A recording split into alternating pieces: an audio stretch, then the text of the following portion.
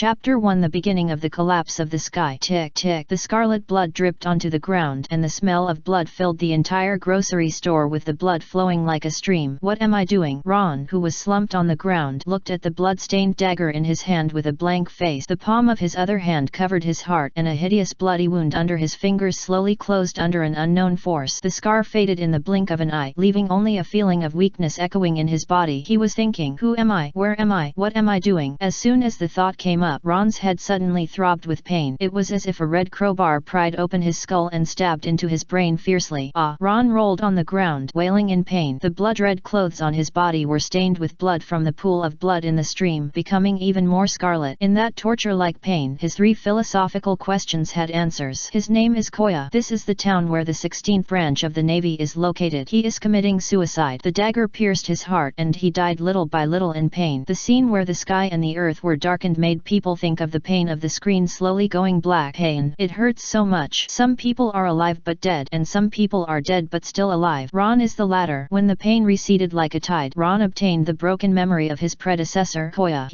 The original name is Koya, a pseudonym from the village of Kokozia. In order to escape the cruel oppression and rule of a group of fishmen, he chose to flee and seek refuge with his cousin who was a navy. Unfortunately, the good times did not last long, and his cousin died in a battle with pirate Kaya, who lost his backer, was found by the fishmen who threatened him to pay the protection fee he owed in the past, otherwise he would be sunk into the sea to feed the fish. Theoretically, as a relative of the fallen navy, Koya could ask the navy for help. Unfortunately, this is the 16th branch of the navy where money is supreme. What Koya was waiting for help from was bullying and extortion from other navy. Kicked and punched, water poured on the head, dragged to the corner and robbed. All kinds of behaviors made Koya completely lose hope in the world, so he chose to commit suicide. Then a certain social animal who was voluntarily working overtime until he was in a trance encountered a car accident on the way home. Ron vaguely remembered that he had hallucinations at that time. What was that? A mud truck. Suddenly he turned into a robot like a transformer and shouted to him, "Brother, I'm going to help you with my sales. Don't worry, there will be a cheat for you when you get there. The world over there is beautiful. Maybe it's the world of hentai." Then a mountain of fists smashed over. When he woke up, Ron took over this fucked up life. Who understands the horror of opening your eyes and finding a dagger stuck in your chest? Is this fishman Navy Aaron in that place? Ron staggered to his feet, went to the corner of the room on the 2nd floor, opened the locker and found a yellowed bounty order. He looked at the text description on it and read out the 3 most critical words: Shang, Kes, Shang. The face on the bounty order was even more domineering than the one in the One Piece anime I remember watching. There is no doubt that this is the face fruit ability user Shang. Fuck, is this the One Piece world? A world where civilians are like grass and pirates are rampant. Justice and darkness are essentially indistinguishable, and it is ruled by celestial dragon. What? Luffy's adventure is fun and interesting? That's right, but what does that have to do with the grass-like civilian? How did you get reincarnated here with a kiss from your mother? Where is the world of anime? Ron tore up the bounty order in anger, and felt stupid after being furious. It should be an illusion, but he believed it. After calming down, Ron began to think about how to continue living. As a social animal, he is very familiar with life. In a word, give birth and live. Send away the one who loves you, raise the one you love, and then lie in a small box to complete your life. As he calculated, Ron suddenly realized that his predecessor had a reason to commit suicide. My predecessor's savings plus the operating income of the grocery store can afford the protection fee of the fishman and the extortion of the navy. But the fishman asked my predecessor to pay off the previous protection fee in one lump sum, and he did not allow bargaining and asked for it immediately. Since he owed it for several years, my predecessor could not afford it and borrowed high-interest loans, and now the interest is compounded. Ron calculated the interest rate briefly and gave up the idea of making money to pay off the debt. I can't pay it back. I can't pay it back at all. Every month I have to work hard to pay the protection fee to the fishman. His first reaction at this moment is to call the police. Then he found out from his memory that he had to pay the fishman's protection fee every month. The loan shark is the relative of the marine Colonel Mouse. Hey, the referees on the stage are all theirs. What can you do to resist? Do you understand the tower and fist in one? It's really a game of collapse. Ron was really desperate this time. He began to think and pace back and forth. Then he suddenly stopped at a certain moment, got an inspiration and an idea. No. Ron sat on the ground and then lie down. What to do? Start. How to break this deadlock. The final outcome is destined to be caught by the creditor, and the parts will be dismantled and sold for money according to the contract. Maybe he will be taken alive, so it's better to commit suicide. Ron, lying flat, subconsciously picked up the bloody dagger, and the blood-stained blade reflected his numb eyes. But at that moment he was suddenly stunned. In a blink of an an eye. He turned over and presented the back of his hand holding the dagger in front of him. A colorful roulette wheel appeared on the back of his hand at some point, and the hazy colors fluctuated and flickered like a breathing light. Ron's brain rumbled, and he suddenly remembered what the dump truck said in the hallucination. No, no, no, that's not an illusion. The world of hentai may not exist, but money has really arrived. The host's emotions have stabilized, and there is no possibility of sudden death due to excessive excitement. The dimensional roulette is open. The colorful roulette wheel suddenly turned into a phantom and occupied the center of the field of vision, appearing in front of Ron like a virtual projection, adapting to the world, collecting host data, loading the primary roulette wheel. At that moment, a waterfall-like prompt jumped out of the retina. Finally, a light curtain formed in Ron's eyes. Name Ron, age 18, race human, strength G, weak ordinary person. Parameter introduction. Strength is a comprehensive rating of body strength, muscle strength, explosive power, and other factors. Ron, this system seems to have something strange mixed in. Agility H, even among humans you are as slow as a turtle. Parameter introduction. Agility is a comprehensive rating of factors such as speed, reflexes, and even balance. Constitution G/G, you are normal but a little weak due to excessive blood loss. Parameter introduction. Constitution is a comprehensive evaluation of factors such as endurance, recovery, and self-healing power. Luck I+,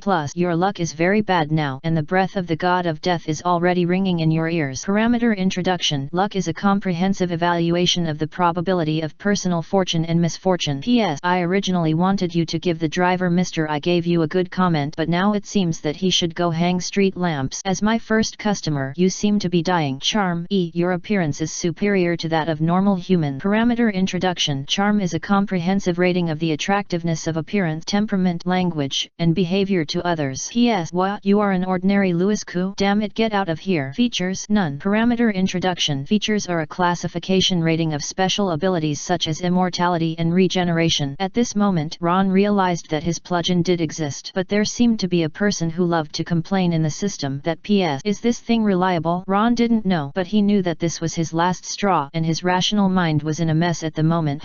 Ron took a deep breath and forced himself to calm down. After re-examining his mentality, the light curtain turned to a colorful wheel like a page. Joyful music came from nowhere, and Ron's brain was filled with supporting common sense. Dimension roulette. His plugin. Main body. Dimension roulette. Function. Draw all things in the dimension. Attachment. Harmless artificial intelligence. Effect. Randomly obtain prizes from all things in the dimension by lottery. P.S. Prizes include but are not limited to abilities, talent, buff, state, items, etc. Consumption. Bailey. P.S. Money is everything, my friend. Our purpose is to create happiness with gold. If you don't have money, you will be paralyzed. Stage. Primary roulette, intermediate roulette, advanced roulette, VIP roulette, and so on. Special stage. Grand prize. The 100th lottery in each stage will be replaced with the grand prize, and the first level lottery quality and delivery probability will be increased. P.S. I hate this function. Primary roulette has been opened, and the number of chips held is less than 100. Please recharge in time. Ding. The apology subsidy from the driver has arrived. Fuck, it's gambling, damn it. Don't you know that gambling and drugs are irreconcilable? Ron's face was dark. He was so lucky to meet a driver who was rushing to do sales, and he also had a lucky rating on the attribute panel. What good stuff can be drawn from these things? Will the original body's assets be thrown into here? The splash. He subconsciously focused his eyes on the last message. Okay, it's confirmed. That's not an illusion. His reincarnation was indeed brushed as a performance, and the culprit gave him a subsidy. What subsidy? Hell, money. Why don't you burn it for your mother? Ron only felt a fire burning in his heart, but suddenly two loud noises rang out downstairs. The sound of kicking the door and the sound of the door panel falling to the ground. The sound rang out one after another, and curses followed into the house. It's not too late. The organs of the dead are not worth much. Boss, it smells bloody. Newbies are on the road. If you think it's okay, just click to collect and read it. Chapter 2. About the boss writing on the face at the beginning. The conversation from downstairs made Ron's pupils shrink, and he subconsciously lay on the ground and listened. Then, he realized the crisis from the other party's words. It here, right? The gentleman who stepped into the store held a flintlock pistol in one hand. The finger with a black glove was on the trigger, and the muzzle was intentionally or unintentionally facing Mond, who had his back to him. Mond was completely ignorant and spitting. Yes, Mr. Godfather. Koya's shop is here. I saw him pay off all the debts of others with my own eyes. He also nagged me that he didn't want to live anymore. He must have wanted to commit suicide because he couldn't bear it. This would ruin your business. Godfather, I am a person of integrity. If I say that the goods I sell to customers are the freshest, I will definitely not break my promise. If he succeeds in committing suicide, I will be at risk of losing my credibility. The gentleman nicknamed nicknamed Godfather smiled and quietly lowered the muzzle of the gun. No, you are also interesting to know that Kia may commit suicide. Death if you can't find it, he does not continue to say, and he has a good look. Unfortunately, the Godfather is not lacking in the dog, but it lacks fresh materials. Mond didn't know the villain's thought. If he knew, he would probably kneel down and cry for mercy, and then regret why he was so attentive. Koya, don't blame me when you are demolished. You will die anyway, so why not help me, your friend? It just so happens that the money I owe you is also cleared, so you don't have to ask me for it again. Mond's vicious thoughts came one after another, and he followed the four thugs with knives to search for the target. Banana, you Bara, it's not enough to start with the collapse of the sky. You go straight to the boss, right? Ron, who was lying on the floor, heard the sound of footsteps on the stairs clearly. If nothing goes wrong, he will be found in 2 or 3 minutes at most. Escape through the window? Where to escape to? Even if he escapes, he will be hunted down. The Navy soldiers will tie Ron up and send him over when they see him. Because the town is the territory of the 16th branch of the Navy, it is also the town controlled by the notorious Colonel Mouse in the original book. The man nicknamed Godfather is his creditor and never shows his real name, but everyone in the town knows that Godfather's real name is Mole Wu, the nephew of Colonel Mouse. Even if he is lucky enough to escape to the edge of the island, he has a chance to jump into the sea. He is a half-duck who can barely swim, and the probability of survival is very slim. Outside is the sea, not the river. Dead end. Ron's thoughts are racing, and none of the existing means inherited from the past have the possibility of turning the tables. This honest man doesn't even have a flintlock rifle. He would rather stab himself in the heart than take a few people with him. If it were him, he would definitely use the last money to buy a flintlock rifle, then find the guy who bullies him the most and shoot him when he is not prepared. I can't survive, so what if I kill my enemy? I am not alone on the road to the underworld. Calm down, that's him, not me. Ron suppressed his inner excitement and calmly thought about how to break the situation. Roulette draw. As for chips, there seemed to be tens of thousands of Baileys in the drawer, but using the panel data of Lucky Eye to gamble on the probability of the dimensional roulette, he felt that it was no different from using the hanging steel plate. What is the concept of I? The rating parameters that Ron received did have an alphabetical ranking. Mac S A B C D E F G, a total of 9 ratings. That's right, there is no I. There is not even an H, and the G rating corresponds to the attribute parameters of ordinary people, and the I on the panel should be the next letter of H according to the alphabetical order. The 11th parameter. In addition, there is plus. A plus sign equals one-time data blessing. F plus equals F plus F. F plus plus equals F plus F plus F. It means that it is not enough to reach the corresponding rating, but it is higher than the next rating. In other words, his lucky I can almost be equated with dying. Ron is now saying, I don't know whether I am a paddle or not, but you can give it a try, right? It's better than just waiting to die. Desperate, Ron refused to accept his fate. Even if he pulled out a knife, he could try to drag someone down with him. So he stood up and was about to rush to the drawer where the money was kept. Suddenly, a bullet popped up in front of him. A reminder was given. Please collect the apology subsidy from driver 9527 as soon as possible. If you are late, you need to pay the parking fee before you can withdraw it. Ron's head rumbled. Yes, there is also the apology subsidy from the driver. It is unclear whether there is a time for the dimensional roulette lottery, and the recharge process is also uncertain. The apology subsidy is actually similar. Both are actually gambling. Compared to his own luck, he believes more in the driver's apology subsidy. At least that thing is not affected by luck, and the apology subsidy may also have emergency supplies. Even a pistol is a good thing for Ron now. At the same time, the sound of footsteps trampling in the corridor was accompanied by the sound of cursing. Damn, the bloody smell is much stronger on the second floor. Did that bastard commit suicide so simply? The leader of the thugs with a machete went straight to the bedroom with the heaviest bloody smell. Mond, who was sandwiched between several people, looked ugly. His friend would not really die. Then can this debt still be considered repaid? Hearing the footsteps getting closer and closer, Ron immediately shouted in his heart, take it out immediately. At that moment, Ron prayed that the dimension roulette could hear his voice, otherwise he could only shout. The package is opening and distributing reward. Indestructible boy body, 10 years of kung fu. Wait a minute, what the hell? While he was still confused, a familiar voice echoed in Ron's ears. Brother, I'm sorry, I found out later that you were not on the list. I accidentally created the wrong person. The performance was not kept, but it has nothing to do with you. This indestructible kung fu is my reliance on becoming a driver and not being beaten to death. 10 years of kung fu is my compensation to you. The road is long. See you again. Can you give a 5-star praise? 5-star praise? Good praise. Ron cursed and felt his body burning. It was as if hot magma was injected from the void into this body, and the skin was red and cracked. Under the ravines, a golden light suddenly flowed. Indestructible boy body, 10 years of kung fu has been issued. The ding ding-dong sound of the dimensional roulette was so pleasant, and at the same time there was a bang of the door being kicked open. Damn, this bloody smell is so strong, it should be dead. The leader of the thugs cursed and retracted his foot, but blinked his eyes and was squinted by the dazzling golden light. What is it, gold? Eat my Oscar, little golden man. The roar startled 5 people, and Ron flew up. A heavy punch wrapped in golden light hit the face of the leading thug. With a bang, the thug and his companions behind him hit the wall of the corridor and fell to the ground without a sound. Golden man, Mund, who was also dazed and retreating, suddenly shouted, "You are Koya." However, the 2 thugs did not react to who Koya was and stared at the golden man, who turned around and raised his fist. "What are you looking at? Have you seen a fist as big as a sandbag?" Bang! A flash of golden light. Another thug was hung on the wall. The last one to react swung the machete with a ferocious look on his face, and then with a clang, the machete was directly rolled. That's it. Ron hit the thug's nose with a straight punch, and he fell asleep with the sound of his facial bones breaking. So strong. This kind of strength can be compared with that of a lightweight professional boxer, right? Ron was excited, and then he felt bad because he thought about what he got in exchange. It was exchanged with his life. How could he not be strong? Kaya, you're okay. I'm so glad. It's me, Mond. Mond leaned against the wall with a cold sweat on his face. His legs softened. Mond? Ron looked at him with a confused look on his face, and his head suddenly felt a sharp pain. Then he found the corresponding person from his broken memory. Mond, a friend, although he was a gambler, was the only friend who was willing to come to him and talk to him after Kaya got into trouble. But in Kaya's memory, this guy was a bit of a bad person because he didn't pay back the money he owed. Unfortunately, he was one of the creditors. Ron narrowed his eyes and stared at Mond, who was sweating on his forehead. "Is it you? What are you doing here? The Godfather said he wanted to see you, and I followed him because I was worried." Mond showed a stiff smile, but his eyes were full of envy and jealousy. When his former good friend suddenly turned into a golden man, he knew that Kaya must have been lucky enough to eat a devil fruit. "I never thought that the legendary devil fruit really existed and was eaten by a weak waste like Koya." Mond really wanted to take his place. If he ate the devil fruit, what troubles would he have? What gambling debt? What Godfather? All smashed. Just become a native of the country. But it doesn't matter. As a friend, Mond is sure that Koya will listen to him. He knows this person too well. He is weak, cowardly, lacks self-opinion, and will reflect on himself when hurt. As a friend, I will definitely step on Koya to the peak of life. "You really scared me, Koya." The smile on Mond's face became sincere. He leaned against the wall and pointed at the thugs on the ground. "But you are also in big trouble. They are the people brought by Mr. Godfather. He is downstairs now." While speaking, Mond was also observing Koya's face, hoping to see from above panic, fear, such an expression. However, there was no such expression. He was confused in his heart and continued to coax with an unchanged expression. "But it doesn't matter. As your friend, I will help you, as long as you listen to me." Chapter 3. When an honest man takes off his mask and picks up a weapon, you don't even have the qualifications to beg for mercy. "Stop!" Ron interrupted the other party directly and looked at Mond with a cold look. "Since you are my friend, do me a favor first." "What help?" "Haha, Koya, you seem different today." The unexpected situation made Mond a little flustered, and he subconsciously said, "You don't think I am in the same group with them, do you?" "Man, I owe Mr. Godfather a debt. I am the same as you." "No, not this." Ron pointed coldly at the stairs. "I want you to go down first." "What?" Mond's smiling face froze. "As my good friend, you won't even go downstairs, right?" Ron emphasized the 3 words good friend. As a social animal who has been in society for 5 or 6 years, he has lost the innocence he had when he just graduated from school and has more calmness. What he heard while lying on the floor just now could not be an auditory hallucination. He is not the real Koya, so there is no need to lie to himself. Among those voices there is a very flattering person who keeps saying that he is thinking about the Godfather. It just so happens that the voice of that person is the same as Mond. "Mr. Godfather,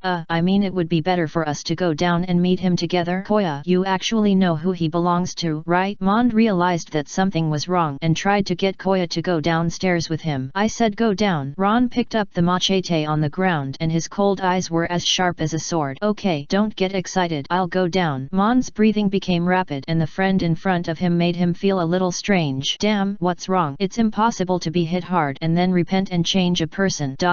With the sound of footsteps, Mond walked backwards to the corner, his face hesitant. "Hurry up." Seeing this, Ron raised his machete, looking like an angry big brother. "Okay, I'll go down now, Mr. Godfather. I'm coming down." Mond gritted his teeth and shouted, comforting himself as he went down. "It doesn't matter, I'm just going down. After this incident, Mr. Godfather should treat him as his own dog." Bang! A flash of fire suddenly passed by, and Mond stumbled and fell down the stairs. Ron, who was approaching, stopped instantly and held his breath subconsciously. Sure enough, he knew that the movement movement in the corridor on the second floor could not be hidden from the people downstairs. He could hear the voices downstairs, and conversely, the people downstairs could hear the voices upstairs. But such decisive firing, is it because they are afraid that he will use Mond as a cover to rush down? The Godfather didn't know what happened, but he knew that his men were dealt with. Then there is at least one person with a gun left. Damn it, I was so nervous just now that I forgot to ask Mond how many people there were. Ron clenched his fist, his thoughts racing. The Vatra indestructible boy body can withstand a machete, but it may not be able to withstand a flintlock bullet. In terms of penetration, gunpowder weapons are far better than cold weapons, but this is just his guess because he doesn't know what the Vatra indestructible boy body can do. As the saying goes, knowing yourself and the enemy will lead to victory in every battle, and Ron quickly started the process of understanding himself. Dimensional roulette. Let me see the data of the Vatra indestructible boy body. As the thought turned, the light screen popped up instantly. Vatra indestructible boy body 3rd level. Origin, Assassin Wu Lai Hoki. Effect, after practicing, golden light covers the body, greatly increasing the defense against sword consumption. Chi. Features, Chi, muscle strength +3, constitution +2. PS1, sword, spear. No weapon is as useful as your body. You are the armored soldier who roamed the battlefield in ancient times, an invulnerable master. What, you want to challenge AK-47? Hey, come on, book him the best crematorium and put it on my account. PS2, it has a small disadvantage. Because it is a gift infusion, there is no room for improvement. Ron subconsciously glanced at his attribute panel, and it did change. Name Ron, age 18, race human, strength G++/G, agility H, constitution G+/G, luck I+,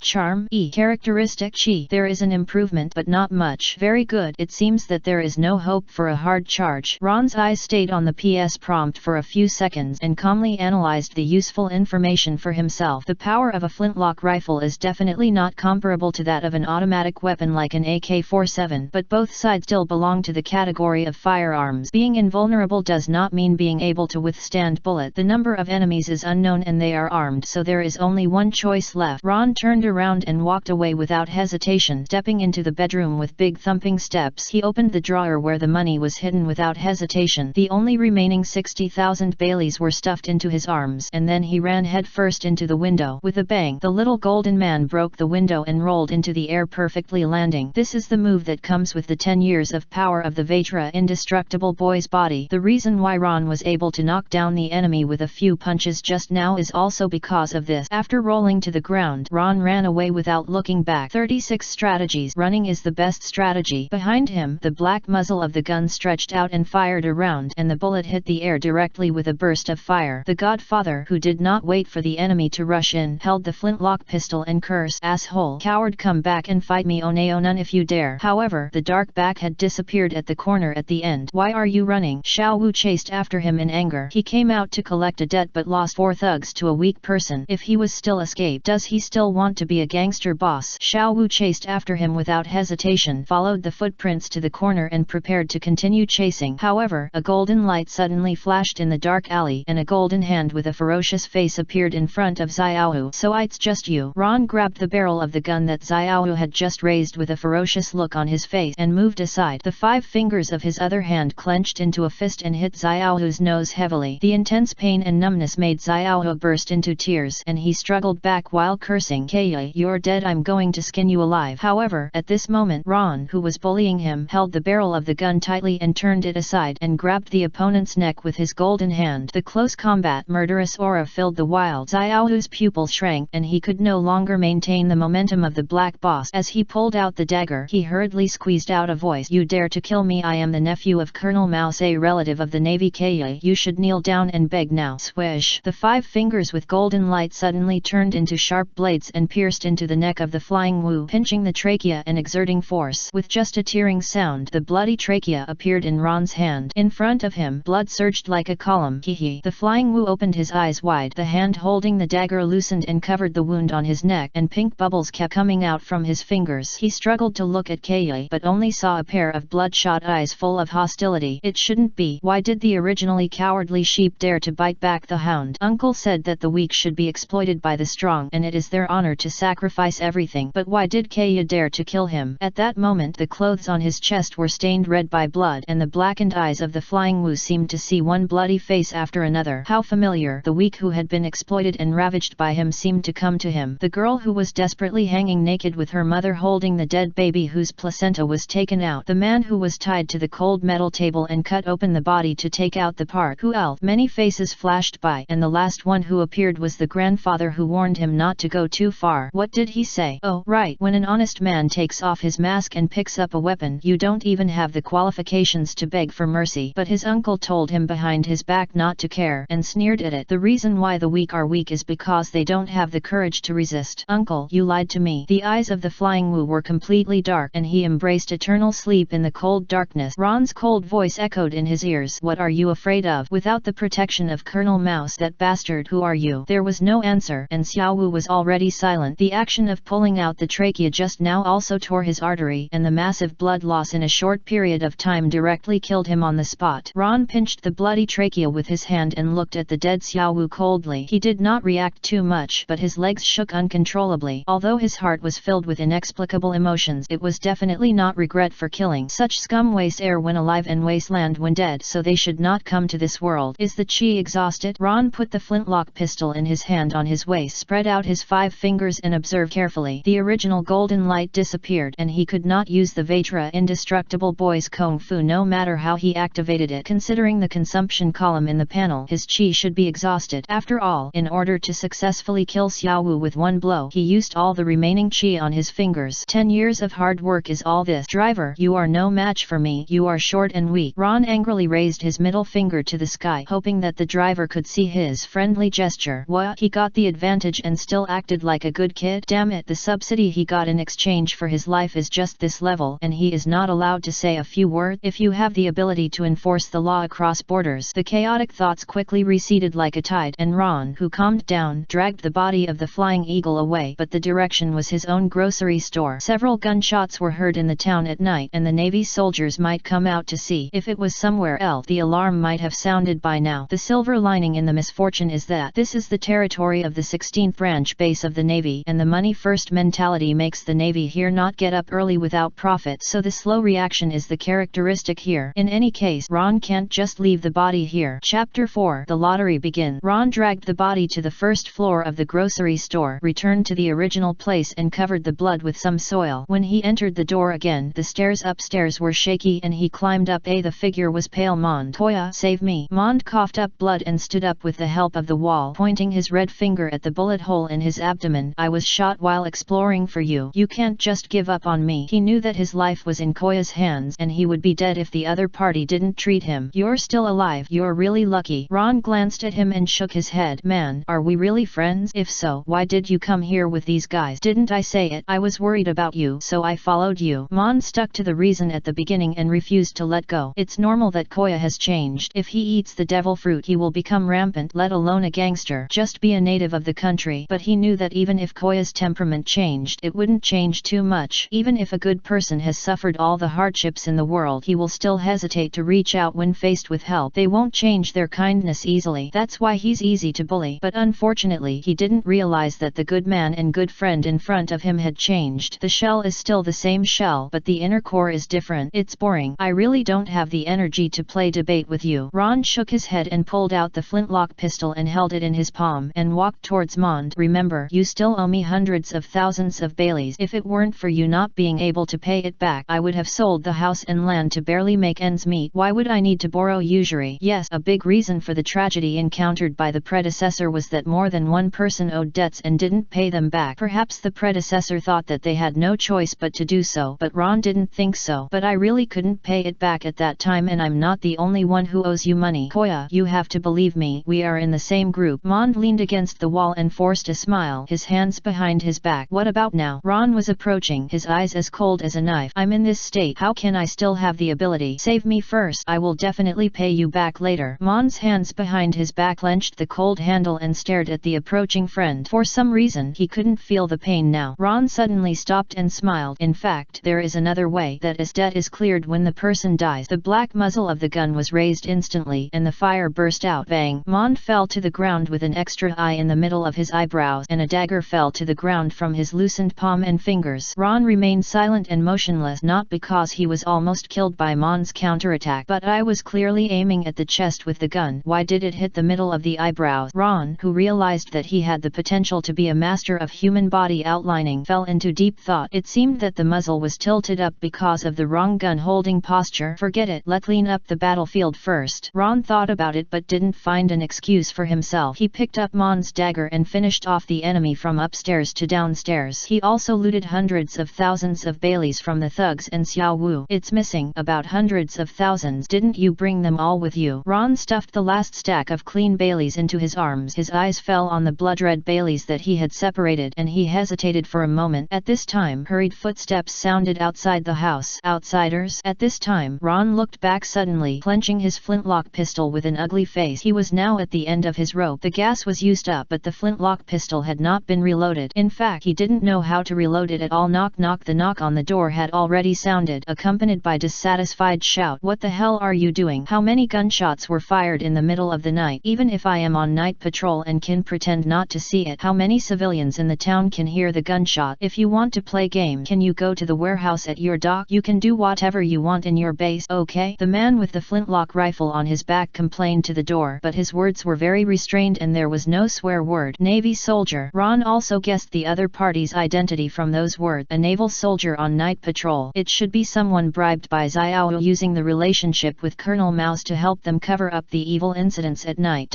Trouble. Although the 16th base is money-oriented as a combat force, no matter how corrupt the naval soldiers are, they have received combat training. After all, this is a world where pirates are rampant and greedy money is just a cloud without military protection. Then it is very risky to silence people. Let's take a gamble. At that moment, Ron suddenly opened the door a little and went out sideways. He stood expressionlessly in front of the Navy soldier and slapped a thick stack of Baileys on his stunned face. The Godfather is still playing. Changing places will make the blood smell go away a lot. Ron stared coldly at the somewhat bewildered Navy soldier and slapped the young and greedy face with a stack of Baileys in his hand. So the meaning of the gentleman is very simple. Take the money and the jet out for me. The Navy soldier swallowed his saliva. His eyes were fixed on the stack of Baileys slapped on his face. Very clean. So if you look closely, you can see that there are at least tens of thousands of Baileys. A fan? How is it possible? Who doesn't like money? If he had money, why would he do such a hard job as night patrol? It's not that there's no money to be made, but I won't work for that arrogant guy. But Mr. Godfather is really generous. He can give hundreds of thousands of Baileys for one thing. If he comes a few more times in the future, get lost. Ron, adhering to the principle of too much talk leads to mistake, directly stuffed a thick stack of Baileys into the arms of the Navy soldier. Then he raised his foot and kicked it. Okay, I'll leave right away and won't disturb Mr. Godfather's interest. The Navy soldier closed his clothes happily and left quickly. Ron watched the other party go away with an expressionless face and then returned to the grocery store. He was not sure whether the Navy soldier had seen through it or whether there would be other accidents, so he had to make a quick decision. Dimensional roulette. I want to recharge. Ron walked straight to the pile of blood-stained Bailey bills and raised the back of his right hand engraved with the colored roulette to aim. Instruction received. Recharge started. The colorful roulette on the back of his hand glowed with colorful light. At that moment, the Bailey banknotes covered with blood moved without wind, as if they had life, and rushed towards the colorful light. What will it be like? Ron stared at the scene closely, and in the blink of an eye, all the Bailey banknote, about 70,000 or 80,000, disappeared. But the sharp-eyed Ron saw the process, and Bailey recharge seemed to be done at the same time regardless of the amount. There was a slight pause during the period, so he saw the banknote suddenly shattered. At the same time, when the debris disappeared, something that existed but was invisible entered. The concept of money. The origin of the dimensional roulette may be more terrifying than I thought. Ron inevitably became worried, but he gave up thinking about this issue when he thought of how weak he was. With his current strength, he has no use value at all. The dimensional roulette can still run without him, but if Ron lost the dimensional roulette, he probably wouldn't have a chance to turn over in his life. So he chose to seize the opportunity and was willing to take possible risk. The light screen popped up a message. Recharge completed. Current chip balance 81,000 Baileys. Call out the dimensional roulette. I want to draw a lottery. Ron calmly observed the operation of the dimensional roulette. Only now did he have time to look at the complete composition page of the dimensional roulette. Attribute panel, lottery roulette accessory socket. It was a very simple interface with only 3 options. The first one needs no introduction at all. Ron had seen it before. The second one is the most important function of the dimensional roulette, the lottery that changes your destiny. The third one, it seems to be a socket for reserve functions. Is there any possibility of adding new functions to this thing? Ron pondered and subconsciously glanced at the attribute panel. He was suddenly stunned after a glance because the attribute panel had changed again. Name Ron, age 18, race human, strength G++/G. G. Agility H. Constitution G+/G. Luck I++.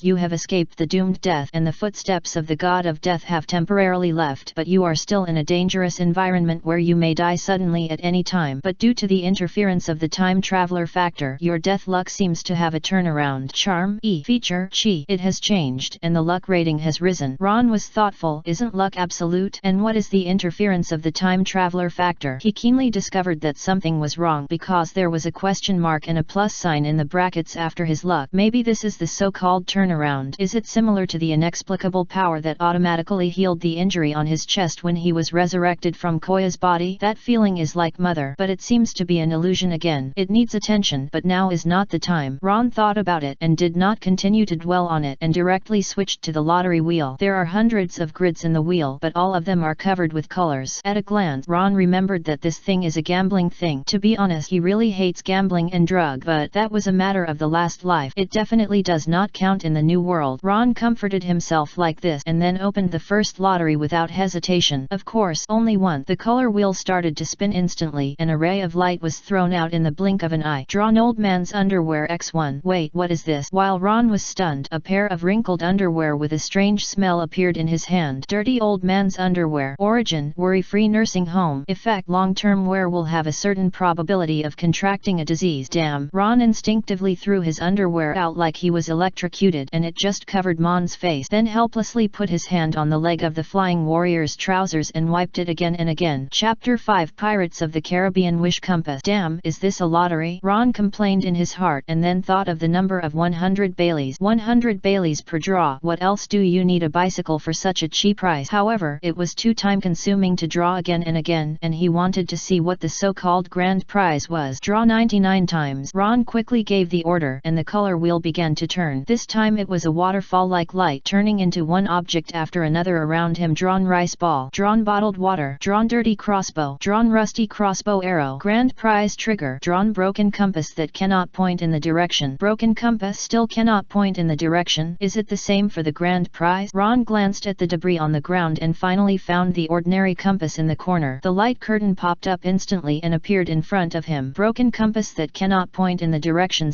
/ wish indicator compass. Origin: Pirates of the Caribbean. Effect: can point to the direction of the object desired by the wearer, but cannot point in the direction or find life forms. Consumption: 1/1 time per day. Note 1. You can be very lucky or very unlucky. If you win it in a higher level roulette jackpot, you will get a wish indicator compass with no limit on the number of times. Nothing, no place, no treasure can escape your wish. Note 2. You'd better cherish the jackpot. The jackpot will only appear once in each stage. This is obviously a good thing. He has also seen the Pirates of the Caribbean movie series. The wish indicator compass cannot point to the direction, but it can point to the direction of the holder's inner desire. Although Ron's draw is obviously a weakened version, considering that this draw cost 10,000 Baileys, it is simply worth it. However, the note mentioned that the jackpot can only be won once in each stage. It still made Ron a little disappointed. The original vague card bug was gone. Normal profit-making methods can no longer be used. The possibility of repeatedly brushing the low-consumption primary roulette to get the jackpot was directly killed. But even if it is the same thing, the higher the level of the roulette, the better the things will be. This needs to be noted. Ron pondered the information brought by the note, and the second tip needed to be noted. As for the first one, Ron was regretful but did not feel much loss. He has never been greedy, because the most suitable one is the best, and this guide compass is the best for him now. If nothing unexpected happens, this thing will be used soon. Ron put away the guide compass solemnly, and then saw a new tip appear. The lottery has reached the full amount of 100 times, and the dimensional roulette has opened the intermediate roulette. The single chip of the roulette at this stage is 1000 Baileys. Improvement? Ron was stunned and opened the roulette interface to check, and found that the lottery interface has become two. One primary and one intermediate. The lottery amount of the primary roulette has not changed, and the chip amount of the intermediate roulette has become 1000. The possibility of repeatedly brushing the big prize is gone, but the updated new stage roulette brings new big prizes to Ron. However, the tenfold increase in consumption brought by the upgrade made Ron feel a little uneasy. It's just that now he has no time to think about the future. He picked some things he thought might be useful from the large number of items on the ground and put them in the hastily packed backpack. Ron put on his backpack and looked at the many items on the ground with regret. The dimensional roulette seemed to have no storage space, which forced Ron to give up many things that might be useful. Whether the future will be a good life or a poor death depends on this beginning. Ron stepped over the threshold and closed the door with his backhand. He stood under the silent night sky and took a deep breath, then walked towards the port with firm steps. Escape? That was inevitable, but he had something very important to do before leaving. No matter how absurd the fact of crossing was, Ron had already come to the world called One Piece. Going back was impossible. His parents passed away early, and the last thing they did was to leave Ron a house with an unpaid loan. In order to repay the loan and keep his last wish, he dropped out of high school and worked hard to earn money everywhere, and he experienced the warmth and coldness of the world. Although he had a family in name, the social life he paid for made Ron have no nostalgia for that world. The past is like sand, just let it go with the wind. Although the situation in this life is also very difficult, he was forced to step on the corpses of others to make a way out, but at least he still has the dimensional roulette and the opportunity to change the future. Unlike his past self, even if he knew that he had no good future, he could only stand in the dark corner and watch others happy. Because there is no reliable way to rise, he is trapped in the cage of anxiety, no light, no relief. It is because he has experienced powerlessness and succumbed to reality that he has polished his edges. At this moment, Ron is so eager to grasp the future. Only by grasping the power to change his destiny can he have the opportunity to see this world that should exist in fantasy. Meet Nami, Vivi, Hancock, and Shirahoshi, who used to be the wives of two-dimensional paper people. Well, these are the ones that come to his mind first. But looking further, Ron also wants to see the Sky Island 10,000 meters above the sky and see the Fishman Island 10,000 meters below, to understand the sins and dreams on the waves of the sea, to witness the changes of the pirate era, or to create the world you want with your own hands. And all this requires Ron to successfully escape from the town and have a good start. Fortunately, Ron has the dimension roulette to gain power and change his destiny. What is needed? A huge amount of chips, a huge amount of Bailey. Coincidentally, he knew that after several years of evil deed, the flying warrior must have accumulated a lot of wealth, most of which must have been handed over to his uncle, Colonel Mouse. A small part of it must have gone into the pocket of Mr. Godfather, and it was definitely not a small amount, like hundreds of thousands of Baileys. As for where it was, the Navy soldiers who had just arrived had actually made it clear. The warehouse next to the port. Xiao Wu was a greedy gangster, and he also knew how to use his advantages. The warehouse as a base was openly owned by the Navy, and no matter who had evil intentions, they would consider the reputation of the Navy, and there were not many people guarding here. In fact, there were only a dozen people under Xiao Wu. Mr. Godfather knew very well that the reason why he was feared was not because of his force, but because of his uncle behind him. At this moment, a daring criminal set his sights on this place. Whoosh! A cold light flashed across the night sky and flew out from between the two sleepy gatekeepers. The two were frightened and woke up quickly by the whoosh. Who? The gatekeeper yelled in shock and anger, and turned around to hear hurried footsteps. Along with the footsteps, a golden man appeared. Chapter 6. Life is like salted fish. How can you turn over without gamble? Oscar Golden Man goose step punch. Ron, who came quietly to a sufficient distance, punched the gatekeeper in the face, and his front teeth flew out along with his reason. The gatekeeper fell asleep without saying a word, and his companion next to him cursed and waved a machete, but was caught by Ron and kicked in the crotch with a kick. The latter collapsed to the ground with a painful expression on his face, and the trembling pupils reflected the swung fist. Bang! The last gatekeeper fell to the ground neatly, and his companion next to him quietly opened a slit. After discovering the miserable state of his companion's face covered with blood, he became even quieter. What? Get up and resist? How many Baileys a month? What's the point of playing with your life? Gan, I missed the target again, but fortunately, it's all resolved. Ron glanced at the two dead bodies on the ground, and the golden light on his body faded. The indestructible boy's body seemed to be operating passively, and the chi was restored to nearly half of its original amount half an hour after it was consumed. This provided a guarantee for the originally risky action. However, the chi was consumed very quickly, and he had to make a quick decision. He reloaded the dirty old crossbow in his hand. This was a trophy obtained from the dimensional roulette lottery, and it could barely be used as a long-range weapon. He figured out how to load the crossbow himself, and it was easy to master it. Of course, the miss still missed. After Ron finished loading, he kicked the door in without hesitation. Hold your head with your hands, FBI. Bang! The 6 gangsters who were sitting together playing cards were startled. Where did the lunatic come from? How dare he attack the Godfather's territory? The burly man in the lead stood up with an angry curse, picked up the machete beside him and strode over. Is this guy lost? Gus, kill him. The other 5 thugs looked like they were watching the fun, and they almost shouted to Gus with popcorn. Ron raised his hand and shot. The arrow scared the enemies, but it missed as expected. He didn't panic, but took a glance to understand the situation. 6 of them don't have firearms. It shouldn't be difficult for Xiaohu to get the Navy's flintlock rifles with his ability, but none of his men have them. He is the only one who has a flintlock pistol, so is he maintaining his violent position? potion? It's really lucky. Ron clenched his fist in an instant and golden light covered his whole body. What the hell? Gus stopped in astonishment and rubbed his eyes subconsciously. Fuck, it's so shiny. Is that gold or a person? However, the opponent had already jumped up and hit him in the face with a golden fist. After all, he was an experienced thug, and Gus immediately reacted and slashed with a knife. No matter what he is, kill him first. Maybe he is a madman who smeared gold paint on his body and he dared to rush over with bare hands. Then send him to see Hades with one chop. Dang. The golden spear trembled and the edge of the machete rolled up instantly. Gus's pupils shrank and the machete rolled up when he chopped someone. Fuck, what a monster you. Before he finished speaking, Ron punched the other man to shut up and lie down and rushed towards the other 5 gangsters with changed faces. Gus fell down. What's going on? I clearly saw Gus chop him. Don't worry about that, he's coming. The 5 gangsters picked up their weapons and shouted bravely, he's only one person. 5 to 1. The advantage is on us. Yes, let's go together. The gangsters rushed up with machetes and fought with the newcomers for a while. Do you think you are the chief of the bureau? Watch me. Ron did not retreat but advance. He had to take risks because time was running out. The bodies in the grocery store were now like bombs that would explode at any time. If he did not leave the island before the explosion, he would never have to leave. He could just find a place to dig a hole and lie in it to wait for death. If nothing else, at least he chose the cemetery himself, didn't he? Although these thugs were not very strong, they were well versed in the righteous beating style of fighting. They attacked Ron from all directions. Although the opponent was covered in golden light, he was not a supernatural being. If one knife can't kill him, then another knife. Dang. Ron, who was stabbed in the back, had a tense face and moved quickly. He dodged the slash to his face quickly. Then he stabbed his opponent in the throat with a jab, and the gangster fell to the ground with a sound of bone cracking. He relied on the defense of his indestructible body to take the attack and quickly defeat his opponent. The 4 people who realized something was wrong looked at the machete with a rolled blade in their hands and suddenly realized why Gus was easily knocked down. While he was wavering, Ron seized the opportunity and knocked him to the ground with a kick in the crotch and an eyeball-piercing. Despicable guy. The last gangster covered his eyes with a painful expression and was kicked in the crotch again and immediately clamped his legs and fell to the ground. The noble guys are now in the cemetery. Only the despicable can live long. And Woe told me to be a despicable outsider. Ron laughed at himself, then pulled out a dagger, leaned over and pierced the opponent's throat with a knife. The gangster opened his eyes wide, jumped for a moment like a fish on the chopping board, and then died. Ron followed the same method to kill the other thugs who had fainted, and finally shook off the blood on the dagger indifferently. In his current situation, he could not afford any accident. After killing Xiao Wu, it was inevitable that he would be wanted by the Navy. These guys who helped the evil were not worth pitying, and they all deserved to be killed. Goodbye. I believe that with their company, you will not be alone on the road to the underworld, Ron said softly, and then walked to the door of the warehouse. The Vajra Indestructible Boys Kung Fu is a martial art, and it also comes with some experience in the use of boxing move. However, Ron did not master it well, so in case of accident he would make up for it afterwards to avoid accident. As for using weapons directly, it was a pity that he lacked experience in using weapons to fight people. Well, he just wanted to punch each other, which was more in line with his own cognition. In order to avoid accident, Ron chose to use a more stable fist. But after opening the door of the warehouse, Ron still found that an accident had occurred. There should have been 2 thugs lying on the ground who had fainted, but now there was only one playing dead. Ron turned expressionlessly and entered the warehouse. He knew that he, who lacked combat experience, had made some mistakes in his strategic plan, but regretting and blaming himself was useless. What should be done would not change. Only this time, Ron acted more quickly. The gangsters who escaped would only look for their boss, that is, Xiao Wu, who died in the grocery store. This was inevitable due to his thinking inertia as a subordinate of a gangster. So the discovery of the bodies of Xiao Wu and others triggered the Navy alarm and the crisis of soldiers searching for them at the naval base. At least 20 minutes later, if after 20 minutes Ron did not get enough chips to draw the prize that could allow him to leave here smoothly, then his new life would end in the pursuit of the Navy. But Ron would not regret his actions here. Life is like salted fish. How can you turn over if you don't gamble? Chapter 7. It's like a brave man who enters an NPC's house and rummages through boxes and cabinet. Holla! The violent kick opened the locked door, and Ron walked into this room with obviously high-end decorations. As soon as I entered the door, I saw a headshot of Xiaowu. The face was serious and carried the aura of a superior, but the photo was in color. If it was black and white, it would be too appropriate. The room was luxuriously decorated and neat with bookshelves, cabinet tables, clock, etc. Let's get started. I hope the harvest here is worthy of my adventure. Ron began to rummage around, as unscrupulous as a brave man who broke into an NPC's home. Soon, he got more than 420,000 Baileys. Strange, Xiaowu has been a troublemaker on the the island for several years and he doesn't have many subordinates. Is this all? Ron first recharged all the more than 420,000 Baileys and then looked around carefully but didn't find anything. He looked at the clock at this time and the time had come to 11:45 p.m. After thinking about it, Ron took out the wish indicator compass. It opened with a click and used the number of times today. Buzz. The compass trembled slightly and the needle pointed straight to the back of the bookshelf. Is it a mechanism? Ron went forward to check the books one by one and found one that was obviously worn. As soon as he picked it up, he heard the sound of gears running. In a blink of an eye, the bookshelf moved to the side to reveal a black entrance. Ron picked up an oil lamp and went down directly. Walking down the stone steps, the oil lamp in Ron's hand emitted a dim light to illuminate the basement. A box, several barrels with unknown content, several flintlock guns and matching ammunition, as well as a bed and a naked girl tied to the bed. Ron walked over silently and raised the oil lamp to shine over. The girl did not respond. Her eyes were wide open and empty, and the green handprint on her neck was so conspicuous. She was dead. Tisk. Ron smacked his lips, walked towards the box expressionlessly and pried it open with a dagger. Inside was a full box of Baileys and a small amount of jewelry. He quickly checked other places. The flintlock rifle should be the standard equipment of the Navy soldiers, and there was no problem with the ammunition. Ron even found the matching loading manual. The barrel was filled with kerosene. If nothing unexpected happened, it should be used by Xiaohu to burn other people's things. In the memory of Ron's predecessor, Kei, there were stories such as a sudden fire in the home of the Godfather's enemy and the whole family was burned to death. Perhaps Xiaohu did so many evil things that Heron would suddenly pop out and take him in. After thinking for a while, Ron took a flintlock rifle, a manual, and ammunition and poked a hole in the kerosene barrel with a dagger. The kerosene instantly gushed out of the hole and flowed to the ground. Ron came to the box again and picked up a stack of Baileys and put them away. He also needed money to escape and the cash he had left was already 600,000 Baileys. Recharge. Ron pointed the colored roulette on the back of his hand at the cash box and in a blink of an eye, tens of thousands of Baileys disappeared in the colorful light. 2,733,000 Baileys have been recharged and the current chip balance is 3,200,000. A big harvest. Ron happily turned off the light curtain and came to the bed to cut the rope that tied the girl. After a moment's hesitation, he stroked the girl's wide open eyes and whispered to Wu, the Godfather. He is dead and died in great pain. You can rest in peace. Perhaps it was a psychological effect, or the body was not yet dead. Ron stroked her and the girl's eyes closed. He watched quietly for more than 10 seconds and had a new understanding of the evils that the powerful in the One Piece world could cause. The dead girl seemed to have the shadow of her predecessor, Koya. That was not him, but it was also him. In the past, Ron could not understand why those vicious criminals would hurt others. We are all human beings, born by our mothers and raised by our fathers. Do you really have no burden when killing people? But after coming to the One Piece world, Ron got Koya's memory and killed people with his own hands. Suddenly he understood that it was not that he had no burden, it's just that those people never regarded the victims as their own kind. Their lives, social interactions, and treatments were very different from those of ordinary people. They looked down from a high position and divided each other into different classes, even if it was the same in the previous life. Otherwise, how could there be the illusion of why not eat meat? For example, a certain fish, Kidian, is really good. It deleted more than 100 words from me without saying anything. After reciting a long string of positive energy spells, Ron calmed down. It doesn't matter if the rabbit dies and the fox mourns, or if the creatures feel sorry for their own kind. The dead are gone, but the living still need to continue their journey. He took a last look at the dead girl and walked up the stairs without any reluctance. Taking the other party out will increase your own risk, and how to place her is also a problem. If you leave it alone, you will definitely be discovered by the Navy, and it is self-evident what will happen next. Even the Navy of the 16 branches, they have to save face. Hey! The oil lamp flew through the air and fell to the ground, instantly igniting the kerosene to create a sea of fire. When the dust settles, bury all this under the sea of fire. After leaving the basement, Ron quickly left the warehouse and came to the port dock. There are many ships docked here, but they are all fishing boats. It's okay to go fishing, but it's too much to underestimate the sea if you use it for a long voyage. If you don't run far enough, you will be easily found by the Navy. Ron's current strength can't be compared with Luffy and Ace, who went out to sea in a small boat in the original work. Facing the sea breeze, Ron took a deep breath and prepared to start a new round of lottery. It seems that his luck is not very good, but the question mark on the lucky column has always made him very concerned. By comparing other columns, it can be found that the letters outside the brackets represent his current status, while the letters inside the brackets represent his original status rating. Then, will the plus on the lucky column be his way out? He doesn't know, but he can try. After all, no matter how bad it is, it can't be worse than the data of I+.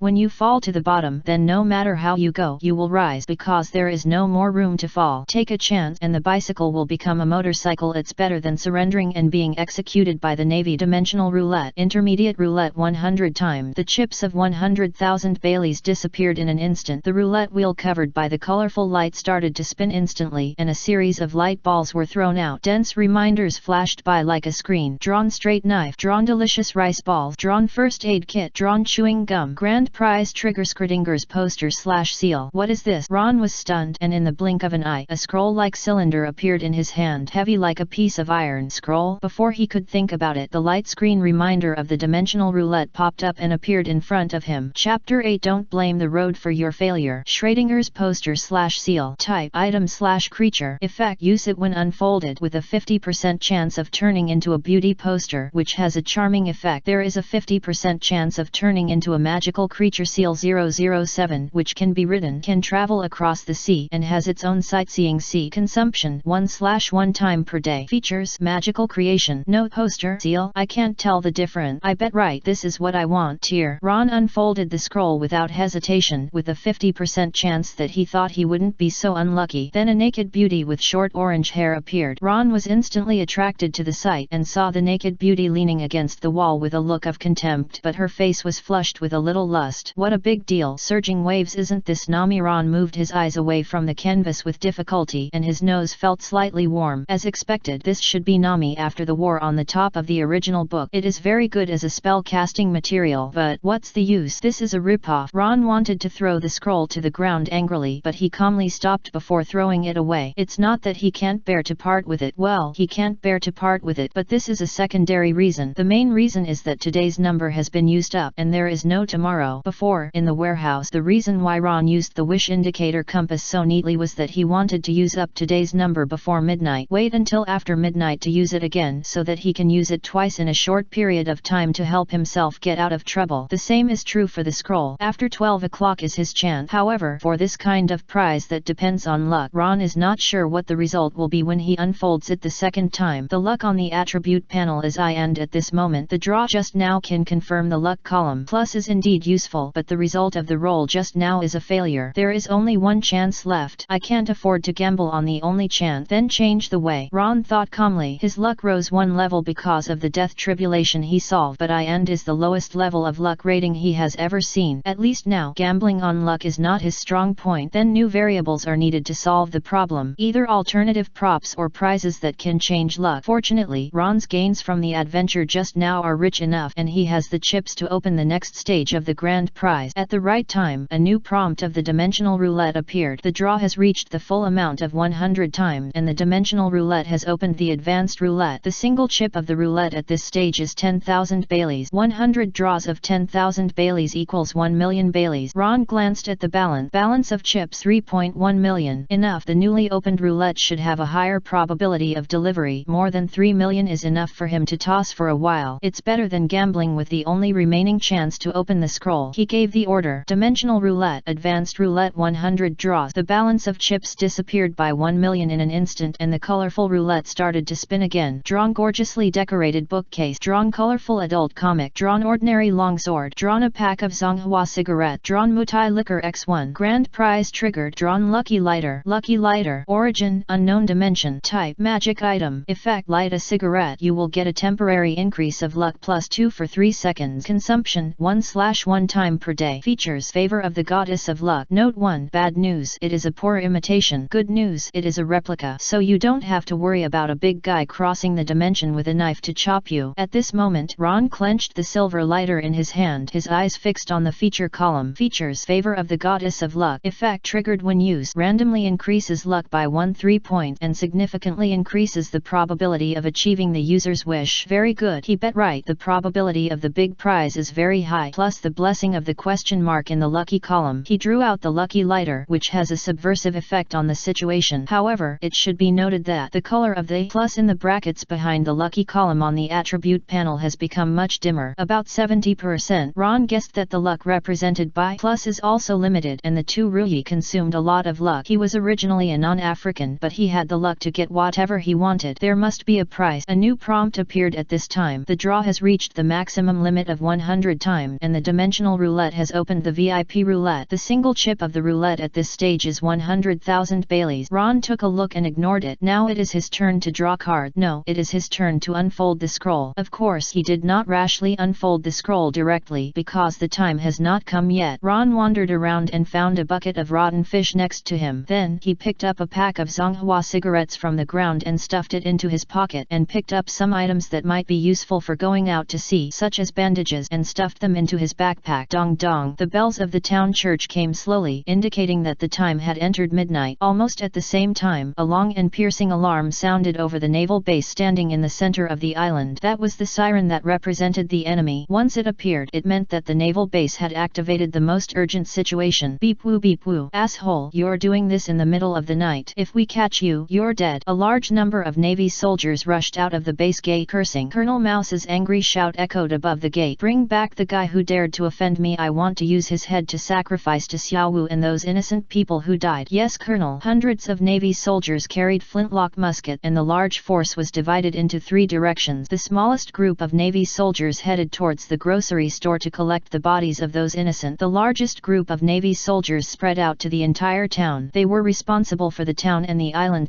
Search in remote corners. The last group of Navy soldiers, who were obviously equipped with elite equipment, rushed to the direction of the port warehouse under the guidance of a pale-faced gangster. The shrill sirens woke up the island instantly. Here they are. Pretty fast. Ron looked into the distance expressionlessly, and the dazzling incandescent light and alarms told him of his current situation. Failure means death. Chapter 9. This grand farewell is just the beginning. Without hesitation, Ron took out a Zonghua cigarette, opened it, took out a cigarette, and held it in his mouth a little unfamiliarly. Under the cigarette butt was the silver lighter. There were still a lot of things on the ground, but he had no time and space to sort them out so he could leave them to the Navy. Just think of it as the money he gave to Xiao Wu to buy his life. Lick. The moment the fire ignited the cigarette, Ron's luck on the attribute panel changed continuously. I plus HH plus. This is not the end. The favor of the goddess of luck trigger. H plus G. This is just the level of luck of ordinary people. Seeing the change, Ron's breathing stagnated and his heart beat faster and faster because of nervousness. Luck still seemed not enough to escape death. However, at this time, the prompt light screen of the dimensional roulette suddenly jumped out. Unknown effect triggered. Parsing in progress. Garbled AI participated in the parsing. Mother's last favor triggered. The plus symbol in the brackets of the lucky attribute suddenly blurred and then disappeared completely. The new evaluation was updated almost instantly. Lucky D plus. Note, this is his last blessing to the Wanderer, and it is also the fate of your destiny as a traverser. Today's lucky goddess is 36 D plus. The lucky rating from G to D and made Ron's breathing pause. The mother in the special number reminded him of the blue planet where he lived before. It also confirmed his guess. The turnaround and traverser factor in the previous description of his luck, as well as the power to recover after the heart was pierced. Basically, it comes from the favor of the mother. It is likely that this power is touched so that a god-level item like the lucky lighter can be extracted under bad luck. But now this blessing power has been exhausted. Only the panel of lucky D plus still exists. However, although Ron was surprised, he still did not dare to delay for a moment. He held a cigarette in his mouth and tore open the scroll. A burst of white smoke poured out of the scroll and finally turned into a 5-meter-long seal. Blue-gray skin, white belly, and a half-exposed pink tongue. A pair of dark watery eyes stared at Ron, showing a humanized expression of going to work again. On its back there is a transparent round cover like a seat. Here you go. Ron handed over the bucket of rotten fish after carefully considering the situation, and then immediately began to make big promises. Send me away from here to my destination, and I will give you a bucket of delicious big fish. Ouch. Seal 007 patted his belly excitedly and opened his mouth wide to Ron. It didn't seem to mind the rotten fish. As long as there was food, it was happy. Ron immediately poured all the fish into Seal 007's mouth and climbed into the round cover while the other party was chewing. This seemed to be a sealed cabin. As soon as he sat down, he heard a click. Cover was closed. Ouch. 007 finished eating a bucket of rotten fish, licked his mouth with satisfaction, and then turned around and paddled into the sea. With a plop, the seal fell into the sea and swam up and down comfortably. Ron, sitting in the transparent cover, looked at the port silently. The sirens were still echoing, and the dazzling incandescent lights illuminated the sky above the island. Quick footsteps sounded from all directions of the port, accompanied by angry curses. Quick, search the surroundings. You go check the fishing boats in the port, and you go search the warehouses at the dock. The Navy soldiers came here with their anger. The high-power searchlight shone over the port and the sea, tearing the darkness apart and exposing everything. But it was too late. The white light of the searchlight illuminated the sea surface for more than 50 meters, and the seals floating 100 100 meters away were still pulling away. This grand farewell is just the beginning. I will come back to find you, Colonel Mouse. Ron retracted his gaze coldly and opened the wish indicator compass with a click. He didn't know navigation, but he had a wish indicator compass that could point to a safe place. Today's number of times 1. The wish indicator compass pointed to the east. Let's go. 007. At this time, Ron seemed to have established a mind link with the seal, and just words made the seal sink. It went under the sea and headed east. The seawater quickly submerged the transparent cover, but Ron did not find any trace of seawater infiltration. At the same time, the breathing was normal, as if the device itself was producing oxygen. He subconsciously glanced at the light screen, and the data belonging to Seal 007 showed Sightseeing Ship Seal 007, Origin, Sealook Episode Compilation Magic Modified Version, Type Magical Creature, Effect Sightseeing Ship Seal 007 can carry a diving cabin and dive 100 meters into the sea for ultra-long distance underwater roaming. Consumption. After 007 appears in biological form, it needs to consume a lot of energy, but it can be restored by eating. Features. Greedy food. Tired of work. After Ron had a general understanding of the other attribute, he focused on the characteristics column. Greedy. 007 You will feel very happy after eating a lot, and your work efficiency and time will be significantly improved. Tired of work. After working for a long time, 007 will feel disgusted with work and will deliberately create small accidents to get off work as soon as possible. Are there social animals in the animal kingdom? Ron was speechless for a while. At this moment, Seal 007 has completely dived. Buzz. The world suddenly became very quiet, and the noise on the shore was swallowed up by the sea water. The sunlight began to disappear above the head, and everything was dragged into the bottomless darkness below. Ron clenched his fist and waited calmly for his future. And on the island on the other side, the belated Navy soldiers did not catch any suspicious figures, and the fishing boats in the port did not disappear. Therefore, the warship that had just sailed out of the base military port turned to patrol around the island. The Navy soldiers were scattered across the island, searching for traces of Kaya under the will of Colonel Mouse. A large number of disheveled residents came out of the house and looked strangely at the Navy of the 16th branch, who were usually too lazy to go to work to search around. It felt like a wasp that had stung its nest, with a hint of irritability. However, when these residents learned that Zhou and other gangsters had died in Ron's grocery store, they expressed surprise and regret on the surface, but almost laughed out loud secretly. Of course they were happy that the evil-doing Zhou was dead. If it weren't for Colonel Mouse, someone might have gone to the grocery store to set off firecrackers right now. It's like the embassy of a certain country is closed and enthusiastic citizens set off firecrackers in front of the door. But soon, the residents of the town discovered that the Navy soldiers began to break into residents' homes and took away a large amount of property in the name of search. The reason is very simple. The Navy's superiors want to rectify the island's ethic. Colonel Mouse, who had lost his nephew, was in a state of rage. He couldn't imagine that anyone would dare to resist him in the base camp that had been stable for many years. This is a bad start and may lead others to follow suit. There is so much black stuff under his butt that he can't even finish writing in a notebook. He could even write a book about the evil life of Colonel Mouse. If something unexpected happens, it will be really troublesome. Chapter 10 Family. Pick up a green algae head. So, after issuing the arrest order, Colonel Mouse simply asked the messenger to add another instruction so that the island residents could once again experience the Navy's great justice during the search. As soon as this order was issued, the arresting Navy captains tacitly communicated the exaggerated order to the Navy below. As the saying goes, what goes up works, but what works below the top is so bad that pus is flowing out. How can these Navy soldiers under them be so good? They are just beating these untouchables anyway. It's okay to exaggerate a bit, as everyone can make a fortune. At this moment, in a residential house in a corner of the town, a bald man who was unwilling to go bankrupt stopped in front of the Navy soldiers and refused to let them remove his money box and precious belongings. I told you that bastard Kaya wasn't here, and you searched them all. Why did you take my money and things? The bald man angrily grabbed the Navy captain leading the team and questioned him. We suspect that these things are related to the murderer Kaya, and we need to take them back for investigation. Let go, or you will bear the consequences. The Navy captain leading the team impatiently tried to push the bald man away, but a gunshot rang out as the two pushed. Boom! Fire burst out, and the bald man fell to the ground instantly. The Navy captain, whose face was spattered with blood, turned his head in shock, and what he saw was Captain Mouse holding a flintlock pistol. Sir! The Navy captain immediately saluted without asking why he fired. All naval officers who know how to question and have conscience are lying in the cemetery. After being heroically sacrificed, only their names are engraved on the tombstones of the martyrs. The people standing here now are all people who believe in money. If a commoner dies, he will die. Colonel Mouse ignored it and looked at the corpse on the ground in disgust. He resisted naval law enforcement, you should kill him directly. If you dare to resist law enforcement today, if you dare to shoot at the Navy tomorrow, won't you have to go to the base and pick off my head the day after tomorrow? Such a guy should be killed as a warning to others. Yes, the Navy captain immediately responded loudly. This sound immediately made Colonel Mouse look away, and the cold look in his eyes caused cold sweat to break out on the Navy captain's forehead. After a while, I heard Colonel Mouse say, "Chi Cheng, I'll send it over today." Yes, the Navy captain didn't dare to object a word and waited until Colonel Mouse left before complaining secretly. The opportunity to get rich instantly turned into making a fortune, but even the third level was enough for him to share it with his men. After all, there are still many targets with potential risks. However, no matter how diligently these naval soldiers searched, they could never find any trace of Kaya. A big living person just disappeared out of thin air. Most Navy soldiers thought the murderer might have jumped into the sea in a panic and was accidentally eaten by a shark. Colonel Mouse did not find the murderer, so he could only be helpless and furious, but no one could have imagined that they would meet Kaya again not long after. But at that time, the situation reversed. East China Sea. The scorching sun broke through the sky, casting golden rays of sunshine on the sea area of the 18th Navy Branch Base. Also bathing in the light was a huge seal, and was bitten by the seal trying to strike. Green algae head. Ron, who walked out of the transparent cover, grabbed the inner wall of the cover with one hand. His eyes fell on the boat and the green algae hairstyle exposed on the side of the boat, and he fell into deep thought. What do you say if you pick up a green algae head while fleeing? Family, who knows? Roronoa Zoro, a very famous character in the original work, Luffy's right-hand man, and also vaguely has the status of vice-captain of the Straw Hat Pirate. He is the second most favorite male character of all pirate fans, and even the first in the eyes of some fans. Why is this guy here? Ron recognized Zoro's identity almost at first sight. Green short hair, 3 teardrop-shaped earrings, a dark green headscarf tied on his arm, and that pale face, and the most eye-catching 3 knives. He liked this guy very much when watching anime. He is loyal and reliable, knows compassion, is willing to sacrifice, has his own persistence, respects others, and is also powerful and works hard at all times. Who wouldn't like such a person? However, the plot of this period, the other party should have gone to sea to become the world's #1 swordsman, but he got lost and couldn't go back, so he kept traveling in the East China Sea. Then he became a pirate hunter because he was forced to make a living, and then he was cheated by the Navy in a town and finally joined Luffy's pirate group. Oh, Ron suddenly remembered that there was still more than a year before the real plot began. That is to say, even if he didn't care about this guy, Zoro would probably not die inexplicably in this sea. However, let's save him. It looks like he has been drifting on the sea for a long time, facing a character he liked. Even if he is a dangerous man, Ron still chooses to lend a helping hand. He had read through the training manual when he dived, which was actually a complete training manual for the Navy. From the loading of flintlock weapons to navigation tips to emergency rescue at sea, it has everything. However, before treating Ron, a poor doctor should read the manual to familiarize himself with the process, lest he kill someone instead of treating him. Then he found that Zoro was just fainted from hunger and dehydration. It is likely that the lost buff prevented this powerful swordsman from finding a chance to land, and he had been drifting on the sea and consumed all his supplies, which led to this end. In fact, Zoro did not know how to sail in the original book. In most cases he relied on taking other people's boats or simply drifting, going wherever he went. It's just that his luck didn't seem to be very good this time, but if it was something in the original book, Zoro shouldn't have died. So, Ron stood up and looked at the direction of the bow, judging according to Koya's memory knowledge. As expected, it was the east. After thinking about it, he found a rope from the items he took away, tied one end to the bow and the other end in a transparent cover. Then he asked Seal 007 to continue to move eastward while he stayed on the boat to try to rescue Zoro. Although he was a quack, it was better than nothing. The golden sunlight fell on his cold face, and the cry of the seagull made the man slowly open his eyes. Where am I? The man quickly regained his sanity as he looked at the seagulls flying by with his slightly hazy eyes. Is it an island? It seems that it is not time for me to leave yet. A trace of joy flashed across the man's eyes, as if he did not feel any fear or regret for fainting from hunger before. But suddenly, a smiling face stretched out beside him. Are you awake? The operation was successful, and you are already a lovely girl. The sudden appearance startled Zoro, and he head-butted him without hesitation. Bang! After the dull sound, both of them lay on the ground, covering their heads so hard. X2. Ron covered his forehead and climbed up, very glad that he put Zoro's knife far away. Otherwise, the joke just now might become his last words in this life. Chapter 11 Gold Medal Fighter Roronoa Zoro. Chapter 11 Gold Medal Fighter Roronoa Zoro. Who are you? Zoro, with a swollen forehead, also climbed up, not showing a grinning look like Ron. It was as if the collision and the swelling on the forehead just now did not exist at all. Ron, your savior. I saved helped you when you fainted on the boat and brought you to this island. Ron raised his hands helplessly. He knew Zoro's current strength too well. Maybe in front of Hawkeye, Zoro is just a younger brother, but in the same way, in front of Zoro, Ron, who has a combat power of only 5, is also a younger brother. Zoro was silent about this, as if he was identifying his word. Indeed, his last memory was still on the sea, and if nothing unexpected happened, he should continue to drift. But now he appeared on an island, and his body also felt that he was saved. In other words, the grace of saving his life did exist. After a long silence, he suddenly squeezed out a word, knife. It's on your boat and it's not moving. It's hard enough to move you alone. I don't want to carry 3 knives. Ron pointed in the direction of the beach, and 3 knife handles appeared on the boat stranded on the beach. Zoran approached quickly without saying a word, and then put the 3 knives on his waist. Then he came to Ron and said in a deep voice, Ron, right? You did save my life. I owe you one alive. If you owe it, you have to pay it back, right? Ron interrupted with a smile. Zoro was startled, then nodded. Yes. What do you want in return? Or what do you want me to do? As long as it is within my ability, I will help you achieve it. Of course, the premise is that it can't be something evil. Do I look like a bad guy? Bad guys won't lend a hand to a person who fainted from hunger, right? Ron smiled. And shouldn't I introduce myself at this time? Zoro looked at the man in front of him strangely, or the boy thought for a while and said, my name is Roronoa Zoro, the man who will become the world's #1 swordsman in the future. The world's #1 swordsman? It's really a great ideal, but it may be far away from you. Ron first admired and then said what was in his heart.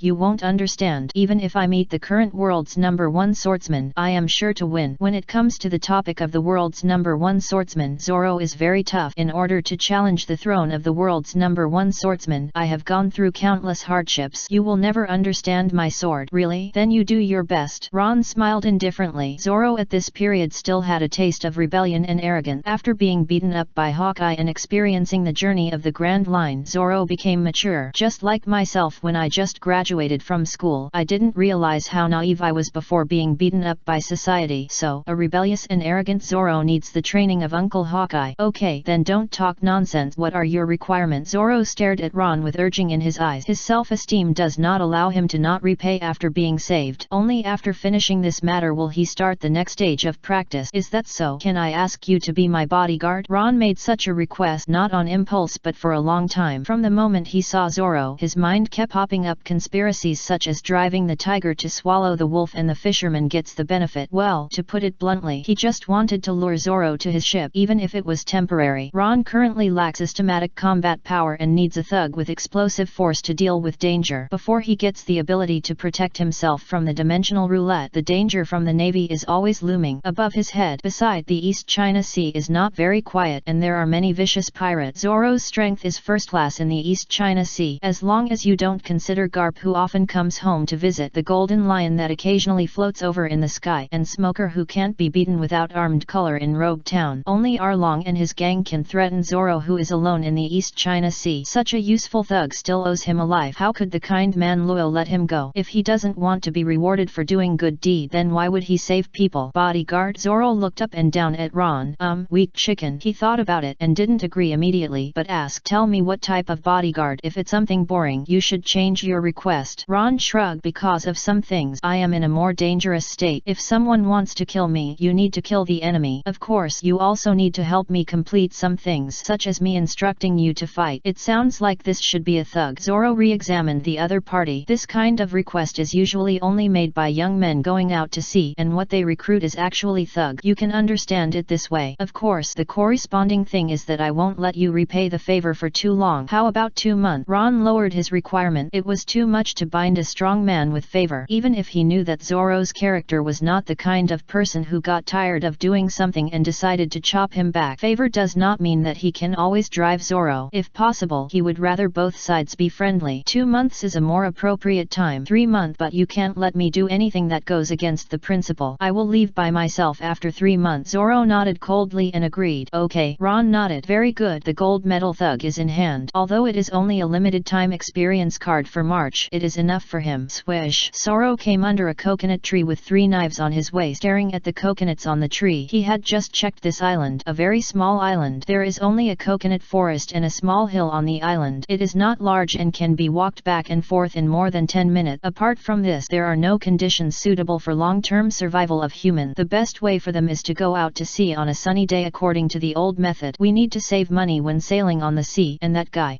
This can also be regarded as a kind of practice. Although he needs to be a thug and bodyguard for March, Sauron has no dissatisfaction with any idea. It is a fact that he owes someone a life-saving grace, and the other party has proposed a normal way of repaying. Sauron will not agree and then break his promise, and at this moment he has taken Ron into consideration. Let's get started. Collect all the coconuts as soon as possible. Zorro put his hand on the hilt and pushed his thumb up the blade. Swish! The knife flashed and a pile of coconut fell to the ground. He was so Sauron wrapped it up with clothes and prepared to pick all the coconuts here in several times. Swish! What are you doing? Ron suddenly appeared and looked at Sauron with a strange look on his face, holding a charred branch in his hand. Chapter 12. The Other Side of the World. The Tide Maker of the Fate of the Wanderer. Pick coconut. We can't be trapped on this island. We will need food for the sea voyage. Sauron picked up the package and looked at Ron as if he thought of something. Speaking of which, there was only my boat on the beach. How did you meet me on the sea? I thought you would say how long I stayed on the island. Ron smiled. I thought so before, but after walking around, I found that there was no sign of human life here. With curiosity in his eyes, Zorro added, if you think it's a secret, I won't ask any more. You'll see it when you turn around. And beside, Ron shrugged, then dropped the branch and stepped into the ground to extinguish the possibility of fire. I'm here to call you to eat. Zorro. Eat? Zorro was stunned this time, and followed Ron out of the coconut grove with a confused look on his face. Then he saw a pot in the original position, and strange-shaped noodles were cooking in the boiling water. There were also a bunch of strange things on the ground. Barrels with strange decorations, clothes of different sizes, and dozens of daggers. Zorro dropped the package and rubbed his eyes. He was sure that there were no such things on the beach before leaving, and Ron's backpack could not have been stuffed with so many things. Come and eat. The instant noodles are cooked. Ron sat on a bench and greeted him, looking at the coconut package that Zorro brought. The coconut can be kept as a fruit after the meal. You are a magician? How did you manage to conjure so many things? Zorro couldn't help but look at the backpack. He couldn't imagine that a small backpack could hold so many things. Strictly speaking, it is a demon ability user. Have you heard of the secret treasure of the sea? I am a demon ability user who eats that kind of thing. Ron casually pulled out the devil fruit as a cover. I can pay some price in exchange for some things. This is my ability. In fact, it is the characteristic that the primary and intermediate roulette can't produce any good things, and it cost 100,000 Baileys to extract some supplies. However, the matter of the dimensional roulette is very troublesome to explain. His trust in Zorro is not yet to the point of heart-to-heart. He simply covered it up with the reason of the devil fruit. Really? That kind of strange thing really exists? Zorro clapped his hands suddenly and accepted this setting instantly. Well, it's just a little troublesome to be afraid of sea water. Ron shrugged and took out the empty paper bucket, filled a bowl of instant noodles and handed it over. The noodle soup exuded an extremely tempting aroma. The snake-like noodles were smooth and elastic, and there was a ham sausage and a few slices of vegetables on it. The 8 characters of Kang Shifa braised beef noodles were written on the surface of the paper bucket. That's right, what was cooked in the pot was the life maintenance bottom line of the majority of office workers. Instant noodles. Slurp. Zorro just took a bite, then looked up at Ron in surprise. It's unexpectedly delicious. This level of craftsmanship can already be compared with restaurants in big towns. Are you a chef? Not a chef. In fact, I can open the package and throw the noodles and seasonings in, and just cook it casually to get this taste. Ron smiled embarrassedly. He was not a chef at all. He was just a useless office worker who was good at cooking instant noodles. It's not that he was lazy, but as a worker who was squeezed to exhaustion and went home, where would he have the energy to cook? Only the simple and fast instant noodles can make him feel that the world is still worth living. What? Experts say that food without nutrition is junk food. Who cares about that thing when you have to eat instant noodles every day? In Ron's estimation, life on the island will not last too long. He plans to spend a few days to sort out his thoughts and figure out how to make use of Zorro, the abducted combat force. For this purpose, he also prepared a small notebook with him, writing down the original information he recalled in Chinese characters. After that, he will draw the prize of the dimensional roulette. Even if he already has Zorro, the gold medal fighter, Ron will not pin all his hopes on others. At this moment, he is sitting in the tent drawn by the lottery, examining his situation. With Zorro guarding outside, there is no need to worry about any danger for the time being. Current chip balance 2 million Baileys. After meeting Zorro, he drew some food and daily necessities on the island, which cost about 100,000 Baileys. After all, the draw of the dimension roulette is completely random, and you don't know if you can draw the supplies you want without relying on the number of times. For example, the tent under Ron's buttocks was obtained in the 56th draw of the intermediate roulette. He also has a lot of props: straight knife, first aid kit, Mao Tai liquor, instant noodle pot, and other messy things. However, the props that are really worth taking away are wish indicator, compass, Schrodinger's poster / seal, lucky lighter, In addition to some food, the straight knife, first aid kit and pocket watch can be put in the backpack. Moutai liquor. Find a chance to give it to Zoro. Considering the unexpected, keep half and draw half. Ron made a decision. On the one hand, he was uneasy because he didn't have the strength, and on the other hand, it was because his luck had improved. The light screen popped up and new changes appeared. Name Ron, age 18, race human, strength G, average adult, agility H, you are very slow, constitution G, average adult, luck G++.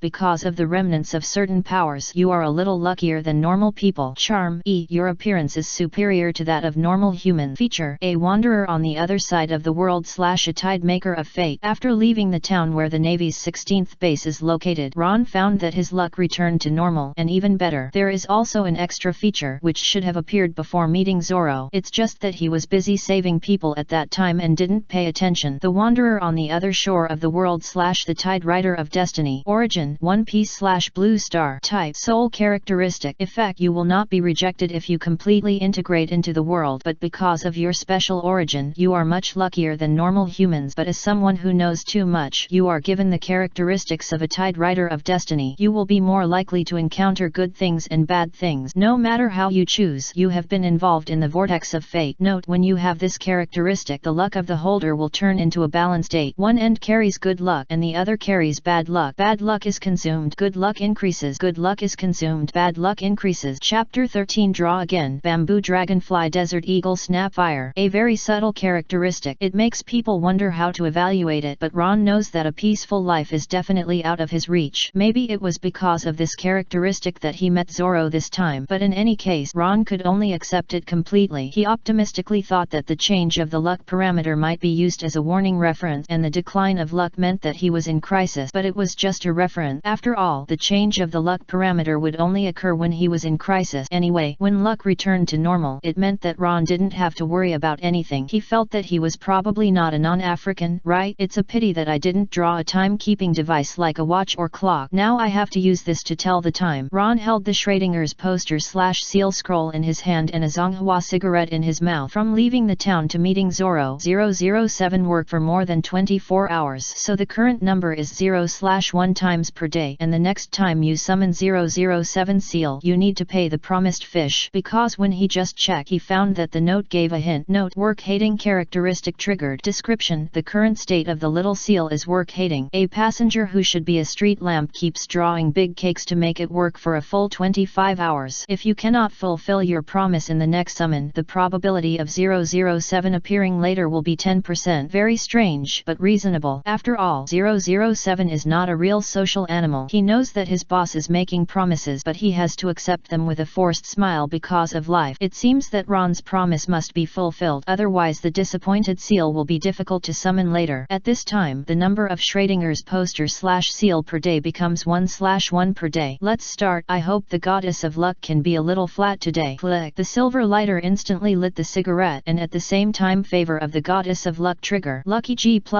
lucky E. Very good. It seems that the goddess of luck today is 36E. Coconut level. Now is my turn. Dimension roulette, VIP roulette 10 times. Ron gave the order without hesitation. The roulette spun rapidly, and the colorful light covering it turned into a gorgeous vortex. One after another, balls of light were thrown out from the vortex and turned into items one after another on the ground. Extracted old silver desert eagle. Extracted unstable bamboo dragonfly. Extracted magic trick fire snap. Extracted gilded pocket watch. Extracted Urquatu X1. Extracted Suanmei chewing gum. Extracted keychain. Extracted a handful of soil. Extracted dry dog poop. The rapidly spinning roulette wheel threw out 10 balls of light, turning into items one after another on the ground. However, the black ball that appeared at the end made Ron's hand tremble and throw it out of the tent. Damn, what's going on? Ron wiped his hand on the ground with disdain and swept his eyes around. Then he found something wrong. The items on the ground became worse and worse in order, and they were basically garbage that could not be used. Especially the last dog poop. Will my luck be overdrawn and affect the subsequent draws? Ron made a quick judgment, and at the same time a head popped out of the tent. Zoro, with dog poop on his head, had a blank expression on his face. If you have nothing to do, please don't throw strange things outside casually. Haha, sorry. Ron smiled awkwardly and nodded in apology, almost forgetting that Zoro was guarding outside. After thinking about it, he simply took out Mutai from his backpack and handed it over. By the way, Zoro, this bottle of wine is for you. Wine? Zoro, who was about to retreat, immediately jumped in half of his body with shining eyes. eyes. He reached out to take the ornately decorated box. However, when he saw the completely meaningless words on it, he couldn't help but ask, "What kind of wine is this? It looks like something that nobles drink." Mutai, cough cough. Ron cleared his throat and introduced in a deep and rich voice, "The distant sauce aroma has been sung for 100 years. The mysterious river valley has a long history. The fragrance has spread across the world for 100 years. 100 years of good wine? I have to taste it with such a great reputation." So Ron left the tent with a curious and eager look, leaving only one sentence, "You are a very good person. I am the kind man Luo." Ron smiled and began to examine the items. After a while, he sorted out 4 things that needed to be inspected, but strictly speaking, they were actually 3 items and 1 skill. Items: gilded pocket watch, old silver desert eagle, unstable bamboo dragonfly. Skills: magic trick, fire snap. The gilded pocket watch is nothing special. It is listed just because it can tell time. Then there are the really useful items. Old silver desert eagle. Origin: fantasy world, crossfire. Type: semi-automatic weapon. Effect: uses .50 caliber bullets and is equipped with a 7-round magazine. It has the terrifying power to kill humanoid Carboen-based creatures with 1 shot. PS: what do you need it for? Use it to fight elephant. Consumption: bullet. Unstable bamboo dragonfly. Origin: Doraemon. Type: flying prop. Effect: wearing it on your head can generate an anti-gravity field to achieve the flying effect, but due to the instability of the internal gravity device, it can only be used for 1 to 2 hours. The speed reaches 80 km per hour at full speed. After the power is exhausted, it needs to be charged for 10 days before it can be used. Consumption: high energy electricity. Magic trick, fire by snapping fingers. Origin: magic dimension. Type: skill. Effect: summon a floating flame by snapping fingers, which can be used to ignite explosives and other things. Consumption: stamina. Great harvest. Ron smiled like a farmer looking at the golden wheat field, revealing genuine happiness. The silver desert eagle is a semi-automatic weapon, and he knows the 3-point line for aiming. Although he has not practiced it, as long as he gets closer, it won't be too outrageous. Well, it should be. The pocket watch solves the problem of time being difficult to check. The bamboo dragonfly provides a means of safe and fast escape, but the unstable prefix makes people a little regretful. Fire by snapping fingers does not seem to have any use, but it is handsome. Strong is a temporary thing. Handsome is a lifelong thing. But VIP roulette sounds so high-end. Is it difficult for the things drawn to appear extraordinary prizes? Ron thought about the difference between ordinary draws and big prizes. Chapter 14: Passing Merchant Ships. Premium ticket. It is difficult for ordinary draws to produce any extraordinary items. This time, the harvest was also due to the lucky lighter, but even the lowest level big prize can draw good things like the wish indicator compass. It seems that the improvement of combat power depends more on the big prize. However, Ron can still accept the current situation. It is also good to exchange 1 million Baileys for the items that are urgently needed at present. At this time, the Dimension Roulette also popped up a light screen. Balance of chips: 1 million. Next, Ron put everything he thought was useful into a new large backpack. This thing was drawn before, and the capacity is much larger than the backpack brought out from the town. First aid kit, food, and other sundries were put in. There are also some items that are not suitable for putting in and can be used, which Ron took away and prepared to carry with him. For example, a straight knife, a silver desert eagle, a gilded pocket watch, etc. After finishing the work, Ron went to sleep peacefully. Actually, there was no need to keep watch, as the island was too small. There were no wild beasts, only the coconut forest existed alone. In the following days, Ron found Soran to ask for some rough sword training method, and tried to use the favor of the goddess of luck to draw the corresponding magazine. He tried both the intermediate and advanced roulette. He was lucky, and he gritted his teeth and paid 100,000 chips in exchange for 2 matching magazines. At this time, the amount of chips has reached chip balance 900,000. The author's calculation ability is not very good, so try to calculate in integers. With confidence, Ron began to explore how to use the pistol. He vaguely remembered some steps and kept recalling them. Then he became familiar with the various devices on the pistol, and finally mastered the skills of how to fire after wasting a magazine of bullet. It was just that the accuracy was very poor during the test. It was clearly aimed at a bottle 30 meters away, but the bullet hit the trunk of a coconut tree 10 meters away. As a result, the tree shook and a coconut fell down and hit Zoro, who was taking a nap under the tree. "Asshole, don't disturb me." Zoro, who had a big bump on his head, grabbed Ron's collar with a dark face. The latter smiled and turned his head to say sorry. The cry of seagulls suddenly sounded in the distance. A large number of seagulls flew in the sky above the beach, attracting the two people's attention. At the end of the blue sky, a huge shadow fell on the sea. That was a passing merchant ship. 2 days after landing on the island, the merchant ship appeared next to the island. This is a large merchant ship with 5 floors above and below, with 3 masted sails fluttering in the wind, and the shadow cast by by it covered half of the island. There were shadowy figures on the deck, and the sailors rowed a small boat to land on the island. As soon as they came up, they headed for the coconut grove as if they wanted to pick coconut. Then they met Soran and Ron. Your guests want to eat fresh coconut? Sure, give us the tickets to board the ship. Ron took the coconuts and the Bailey left in the basement without hesitation and negotiated with the sailors in exchange for the merchant ship to take them away. There are countless people who died in the sea, and no one knows whether it will be their turn next. So as long as they are not extremely vicious villains, most people will help them when they meet them. So, after paying a ticket of 200,000 Bailey per person, the two successfully landed on the merchant ship. Strictly speaking, this is much more expensive than the normal ticket price for sea voyages, so both Ron and Soran took themselves as passengers. As soon as they got on board, they went straight to the cafeteria, paid, and started eating and drinking, then went back to sleep, and then repeated the process. Among them, Zoro's appetite shocked the chefs because he ate almost as much food as himself. This bold style attracted the attention of other passengers, among whom there was a girl dressed in luxurious clothes who wanted to ask Zoro out through Ron. However, because the invitee was completely uninterested in women and the intermediary interfered, this matter was ultimately unsuccessful. However, there are good and bad, and such a bold style also made some people who think they are nobles dissatisfied. Most of the nobles in the world of One Piece really don't regard people of lower class than themselves as human beings. The huge gap in social resources has made them think they have become higher level people. In the blink of an eye, it was a day later. You're so lucky, Zoro. Ron leaned against the railing of the ship, squinting his eyes to enjoy the sea breeze. If this were in his previous life, he would have attracted envy and jealousy by taking a few photos on WeChat. Moment. Everyone is working hard, and browsing the moments is considered a way to relax. A man who doesn't fit in suddenly shows off his dog. Of course he will be jealous and envious. It's a pity that he has changed his world. Oh, you are lucky, Zoro responded without turning his head, but his eyes fell on the deck square while he leaned next to Ron. A group of men and women in luxurious clothes were dancing in the square of the middle building of the merchant ship, just like a group of rich kids who came to play. In fact, it was true. The passengers on this ship seemed to be either rich or noble. Are you envious of them? Ron cast a curious look, and the quality of both men and women seemed to be quite high. Enjoying is not what a bodyguard should do. Zoro shook his head. He didn't say that he noticed a bunch of unfriendly eyes in the crowd. The feeling of hostility and rejection made people feel uneasy. Really? I thought you found something. Ron turned his eyes and fell on the edge of the crowd. A man in a suit holding a coconut. A servant seemed to say something to the other party, and then the man in the suit looked at them with a less friendly look. To put it in a figurative way, it was like someone walking into the kitchen seeing a cockroach. Should I say he is worthy of being a noble in the world of One Piece? It's better to be safe next time. Just wait until we get to the next island. Ron closed his eyes and reminded Zoro, after all, this is someone else's territory. I won't let anything happen to you. Zoro took out the 3 knives from his waist and wiped the blades with the silkcloth that Ron brought. This was a rare moment of relaxation, but it was soon interrupted. The captain with a captain's hat appeared in front of them. He was a middle-aged man with a beard. He first introduced himself as the captain of the merchant ship Gus Mr. Saran. Then he made a very straightforward request to Zoro and Ron. I'm sorry, both of you, but can you please go back to your room? There are already guests who are dissatisfied with your appearance on the deck. The man in the suit? Ron asked curiously. No comment, Captain Saran said expressionlessly. I just hope that you two will return to the cabin and wait quietly for the next island for the sake of our rescue. I remember that we paid for the ticket, which was a lot of premium. Soran's wiping slowed down and looked at Mr. Saran with cold eyes. He had traveled around the East China Sea and knew that the fare charged by the Gus was actually a lot of premium. Chapter 15 Soran, I refuse. In theory, the Gus is a private merchant ship. No outsiders can buy tickets except for cargo. Your ticket was an accident. It was indeed overpriced, but I was kind enough to agree to let you board the ship. Mr. Salan frowned slightly and roughly understood the reason for the premium. His bosun and navigator wanted to make some extra money, but as the captain he could not interfere too much with these two important crew members. He could only cover it up temporarily and then showed a little dissatisfaction and warning to Ron and the others. If you insist, I can only pay for the coconuts and return the money to you. You will get a small boat to leave here. This is the last resort. Captain Salan felt that he was very polite. You know, the noble gentleman who made the request said directly. Let those 2 bugs go. The sea smell on their bodies is stinking me. Such words, and according to the words of other servants, the younger of the 2 had a lot of trouble. He didn't mind showing a little mercy, letting the victims out of trouble and letting his men make some money. But if it would affect his career, Captain Saran would give up useless mercy, which was the choice that adults should make. Okay, Soran, that's it. We will leave. Mr. Saran. Ron shook his head and didn't intend to start a conflict on someone else's else's territory. I'm glad you and I can reach a consensus, Mr. Ron. Mr. Saren nodded and his serious face relaxed a little. I'm sorry for the offense just now. In order to express my apology, we will provide free meals for the two of you. As long as there is no problem, we will get along happily to the next island. At this point, Saren suddenly stared at Ron. In addition, Mr. Ron can take a look at the newspaper from the day before yesterday. There is one in the room. I hope it will be helpful to you. After that, he left straight away. Newspaper? What do you mean? Ron raised his eyebrows slightly, and when he was about to leave, he found that Sauron suddenly grasped the hilt of the knife. At some point, a man in a suit came towards them, accompanied by a man in a windbreaker holding a sword. Hey, I'm the noble of the kingdom of Goa, Sir Bex. Sir Bex looked at Zoro with a haughty look. You are the pirate hunter, right? Just in time to fight with my guard. I want to see if he can afford the fee of 200,000 Baileys a month. Span, tell this guy what you just said again. At this time, swordsman Span was still carefully looking at Zoro's decorations and the three swords on his waist. This decoration is very close to the characteristics of a pirate hunter. At first glance, I thought it was not a fake. Facing the sharp eyes staring at his employer, swordsman Span put on a proud face. It's just a pirate hunter. If you fight me in one round, you can win. He thought the guy in front of him should also be a fake. A friend who had seen a real pirate hunter described the appearance of a pirate hunter: 10 feet tall and 8 feet wide, especially strong and tall. He is so strong that he can defeat the pirates with brute force even with 3 swords. I refuse a meaningless fight. Zoro glanced coldly and returned the 3 swords to his waist. Ron stared at the swordsman Span with strange eyes. What kind of brain would despise the famous Zoro so much? Hey, I ordered you to fight as a noble. Sir Bex was angry. His eyes were as big as copper bells. What's going on? Is Beck the idiot of inbreeding making trouble again? Mr. Salen in the distance heard the noise not long after he left. Turning around, he saw the Sir of the Bex family who funded the construction of this merchant ship was looking for trouble. This was the 7th time the other party had made trouble along the way, but due to the authority of the other party's father, Captain Salen could only rush over with a dark face. If something unpleasant happened, he could only ask the two to get off the ship. Can the nobles of the kingdom of Goa continue to work after leaving the country? Ron touched his chin and suddenly said, it seems that we have left the sea area under the jurisdiction of the kingdom of Goa, Sir Beck. However, Sir Bex just cast his eyes, looked at Ron's clothes for a few times, and then turned his head with contempt. He said nothing, but it seemed that he had said everything. Silence is better than words at this time. Ron, hey, if you can defeat Span, I will reluctantly let you be my guard. Sir Bex urged Zoro in a bad tone. I'm not interested. Let's leave it to that swordsman. Zoro glanced at Span, left without interest, leaving a thin back to Span and Sir Beck. You ungrateful guy, you foolishly gave up the opportunity to serve the nobles. Sir Bex was angry, but Span did not agree at the first time. It was strange. He felt cold all over when the man glanced at him just now, just like being stared at by a shark in the sea and chased by a tiger on land. Knowing that something was wrong, Span immediately stopped the possibility of the situation getting worse and directly pulled Sir Bex, who wanted to move. He lowered his voice and laughed. Sir, I think he is a fake. The real pirate hunter is as tall as a giant and has terrifying strength. That guy is very thin and doesn't look like a giant at all. It's normal that he doesn't dare to accept the challenge. If he could. Span didn't want to say that, but Sir Beck, who was said to be the fruit of the love between his brother and sister, was moody. He could only follow the other person's words and hope that the man who left didn't hear it. In fact, Zoro heard it. It was just that Captain Saren appeared and entangled him, and the other party was asking about the situation here. Really? A fake? Bex lost interest instantly, with a look of disdain. If that's the case, there's really no need for the test. You? Yes, that's you. He suddenly pointed at Ron and slid his finger to one side continuously. Get out of my sight, pariah. You make me feel uncomfortable. It affects my view of the scenery. After saying that, he turned his sight to the island that was gradually approaching. The green mountains and clear waters were so pleasant. Ron had a dark face and he was going to attack him now. Right? You'd better thank Sir Beck because he allowed you, who caused trouble for the fishmen, to stay on this ship. Span swordsman pressed his hand on the hilt of the sword, staring at him vigilantly.